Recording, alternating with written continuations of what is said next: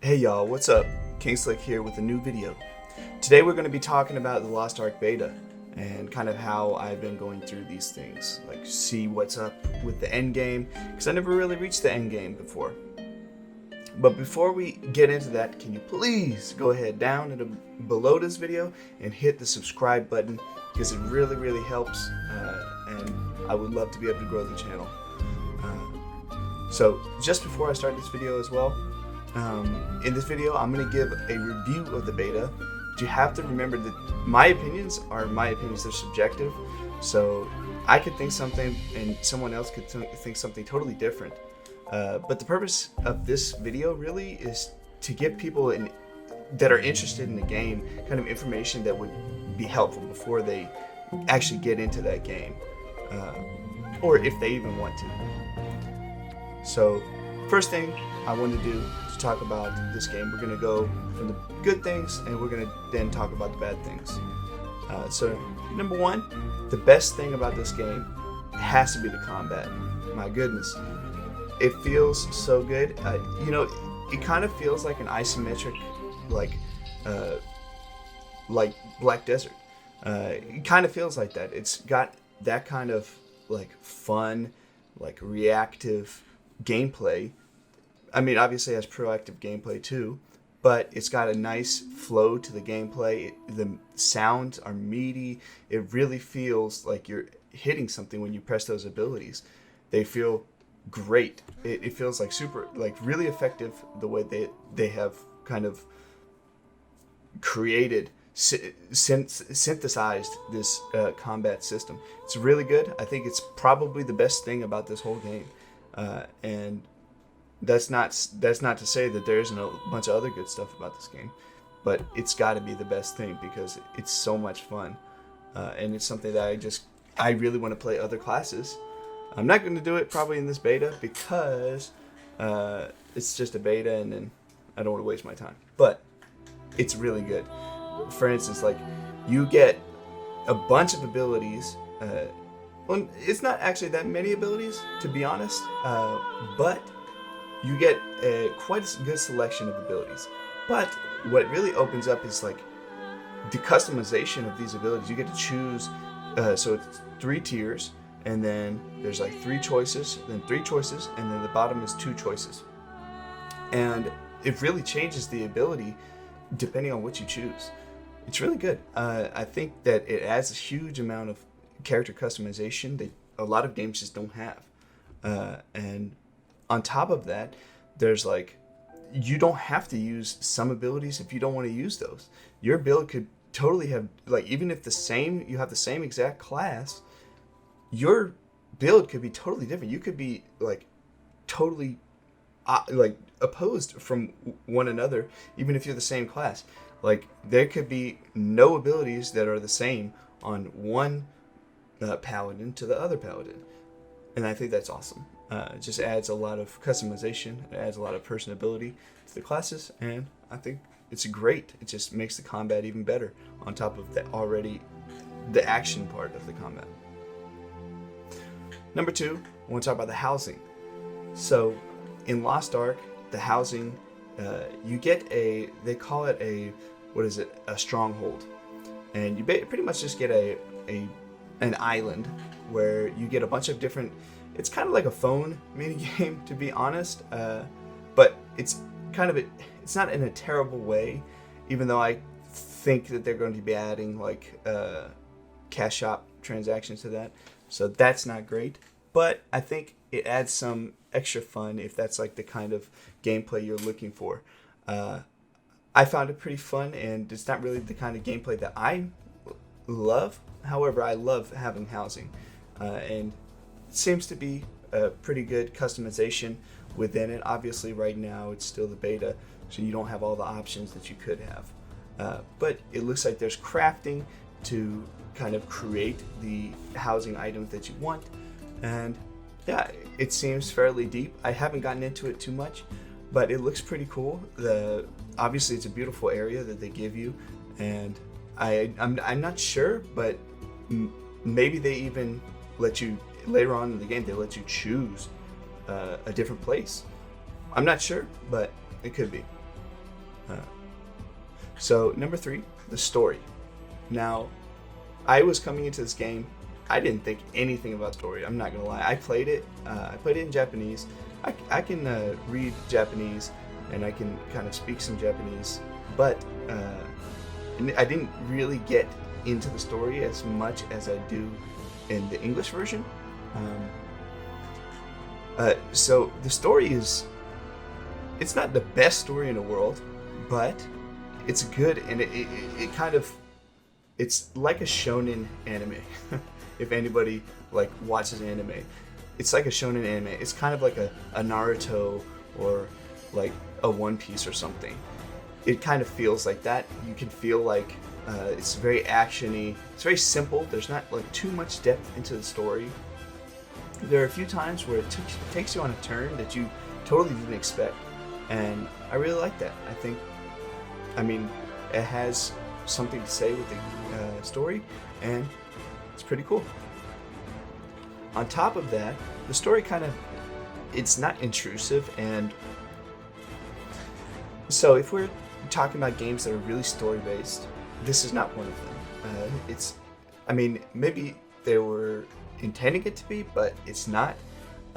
It's more really just about the combat. It's really fun, and the story is, I would say the story is like a B right there. It's not average, it's a little bit above average. And I think it's suitable for this MMO. I don't think it's bad. So number 4 on the good side is the graphics. My God, man. The graphics are awesome. They're really good. And it plays super well. I think it could play on a potato, to be honest. It's really good. If you look at the water, the sheen, everything looks great. The effects, when you're fighting and stuff, everything looks great. There's like blood and gore and physics and everything flying around. When you get into the towns and cities, there's reflections. It's beautiful. It's a beautiful game. It's really well polished. Everything looks very nice, and yeah, I gotta say, it looks great. The fidelity is it is past what I would expect for most ARPGs. A lot of ARPGs this is not really an ARPG, but it's kind of feeling that style. And so you would kind of think that the graphics, because a lot of ARPGs kind of budget the amount of graphics. It's not bad, but they thought it was important to have really good graphics in this game, and I think they did a great job. And number 5, sound and music. Again, I talked about the combat, the sound feeling impactful. The sound in this game is crazy. How impactful the combat sounds it's great. It feels visceral. When you hit something, you hear that sound, and the sound sounds great. It sounds like you're cutting through something, or if you don't hit something, you're slicing through the air. It sounds really cool, and it really adds to the kind of the feeling of you in the middle of a combat, slaying hundreds of demons at a time. I think that's great. All the little side effects, everything on the side sounds great. Now we're gonna get to voice acting, but that'll be a little bit later. Okay. Music. So the music is really nice. I think there's not really a time when the music feels out of place. If you're in an area that you will feel, if you're in an area that is like high danger, there's times when that music will just change and you get like an ominous feeling. Or if you're in like a town, you get a nice joyful kind of song. I think that's really great. They kind of nailed the character of each zone or area. I think that's great. I think that is one of the top 5 things of this game. There's also some little small things here and there that I think you'll notice that are great.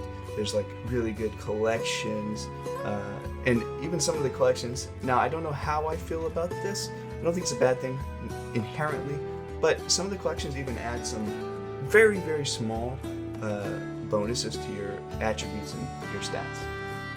But I think the collections themselves are really cool. You get like cards, you can collect Momokoko seeds. Yeah, I think it's great. And this is another thing that's kind of good about this game. Now, let's talk about the bad things about Lost Ark. Specifically the beta, because these things are obviously subject to change. Now, the translations. Woo, there are a lot of times when there's just really bad translations that don't make any sense. You'll be reading like a dialogue option and it'll be like cut off at the end or some weird thing like that. I think for Amazon Studios, they should have been able to like fix that up a little bit better than they did. I can't give them a pass for that. There's a lot of problems. Now it doesn't come out till March, so they'll probably, crossing my fingers, they'll probably have everything fixed up. We'll see, but you know, hey, it is what it is. If it's that way, I mean, it kind of takes you out of the immersion of the story sometimes, and that's really what I'm worried about. For people that really want to play for the story, I know there's people that play like Diablo for the story and things like that. I think those people would want to play this game in the same way. So you're kind of robbing people of that experience if you have bad translations.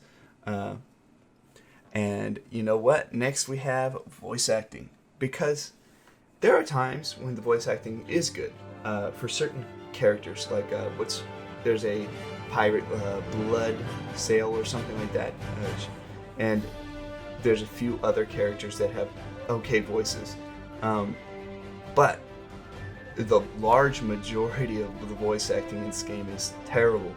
It's bad. Even in the voice acting of the characters, some of the translations are terrible and don't make sense. It's like they want to Google Translate and translate all that. And it's like, okay, this sounds really weird. And oh my gosh, there's not a variety of the voice acting, which I can kind of, I can let them pass for that. But the problem is that the quality of that voice acting is terrible. It's so bad. And this happens in a lot of like Korean games. They get really bad voice acting.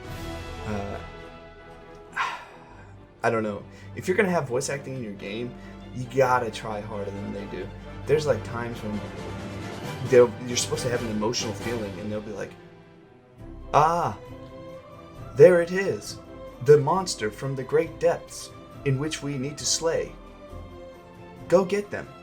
And it just takes you straight out of the immersion. It's terrible, bad.